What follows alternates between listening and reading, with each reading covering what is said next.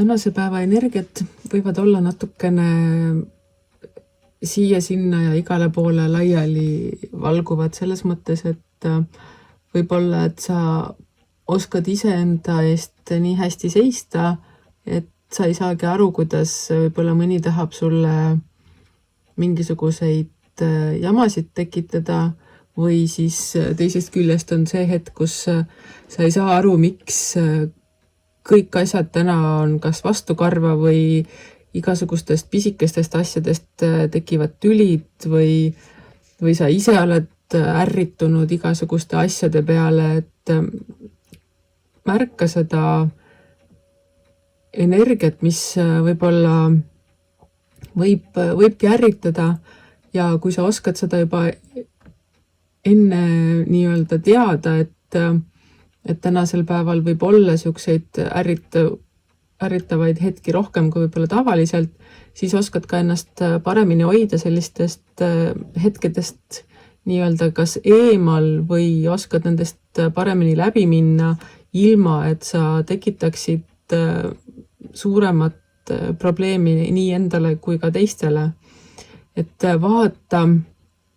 tunneta enda seda sisemist põlemist, et kuidas sa saad seda kasutada pigem enese hüvanguks kui selleks, et kellelgi teisel pead otsast ära hammustada, kui nad julgevad mõne vale liigutuse või sõna ütelda. Ning kindlasti ka proovi olla see iseenda maailma looja sellisena, et sa ei lasegi nendel ärritavatel olukordadel või inimestel või tunnetel enda üle võimust võtta ning kui sa suudad need võib-olla mitte just kõige mugavamad tunded keerata mingiks selliseks olukorraks, kus asi toimub hoopis pigem õppimise või sellise uute kogemuste leidmise tähe all, siis sa oled juba väga palju tõenäoliselt arenenud ning ei lasegi kõigel sellel välisel enda tasakaalu rikkuda. Igal juhul lisaks sellistele pisikestele nägelemistele on tänane päev ka väga hea selleks, et tegeleda iseenda võimete arenendamisega, iseenda intuitsiooni tunnetamise ja õppimisega, et tunne ja usalda seda, mida su kõhutunne ütleb ning käitu sellele vastavalt, sest et meil kõigil on olemas meie enda nii-öelda sisemine kompass, me teame, kuhu me minna tahame, mida me teha tahame, kuid paljud meist on õppinud seda mitte usaldama ning panema selle teadmised või tarkuse või juhatuse endast väljapoole, et mille järgi oma elu elada. Kuid see ei ole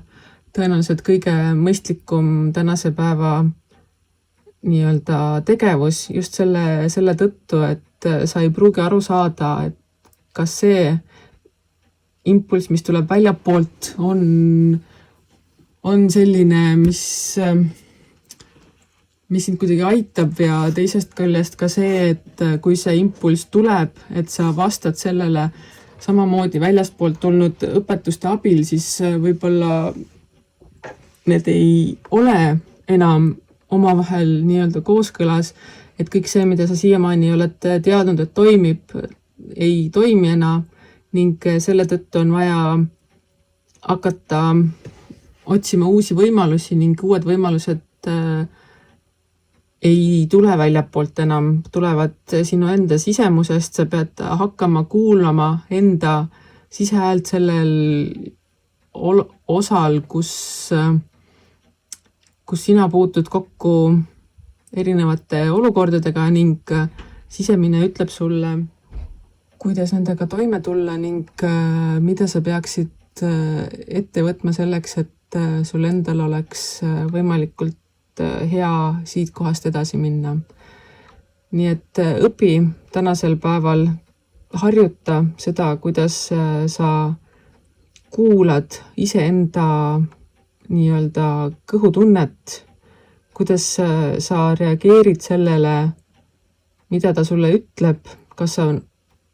tegutsed selle järgi või sa lased selle nii-öelda jälle minna, et mis nüüd ikka, et see nagunii ei ole niimoodi ja pärast avastad, et et oleksid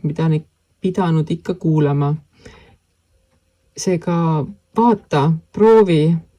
mõtle selle peale, et näiteks, et kui sa lähed uksest välja, mis tunne su seest tuleb, kas sa peaksid võtma vihmavarju kaasa või kas sa peaksid võtma omale kohvikruusi kaasa, et usalda neid hetkelisi vaikseid sosinaid ning sa hakkad nägema, kuidas üha rohkem ja rohkem selliseid võimalusi sulle tuleb, võimalusi, mida sa kuulata juba isegi oskad ning tegutsed selle järgi ja mida rohkem sa neid kuulad, mida rohkem sa tegutsed oma kõhutunde järgi, seda paremad tulemused tulevad ja tõenäoliselt see aitab ka tulevikus ära hoida selliseid jagelemise ja nägelemise päevasid ning võib-olla see hoiab ka sinu enda emotsioonid sellises kohas, kus sina ei lähe päriselt ise torkima asju ning kõik need, mis sinu ümber toimuvad, need võib-olla ei tekita sinus enam nii palju emotsionaalset kõikumist või sellist liigset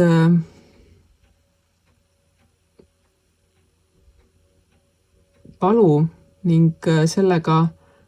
saad aidata endal elada kergemini, mõnusamalt ning kui ka tulevad sellised emotsionaalsed löögid, siis oma kõhutunde ja oma kogemuste pealt võib-olla oskad sa nendega kergemini nii-öelda toime tulla ning need ei põhjusta selliseid piinu nagu varem. Ning lisaks sellele, et sa usalda oma kõhutunnet, usalda ka elu.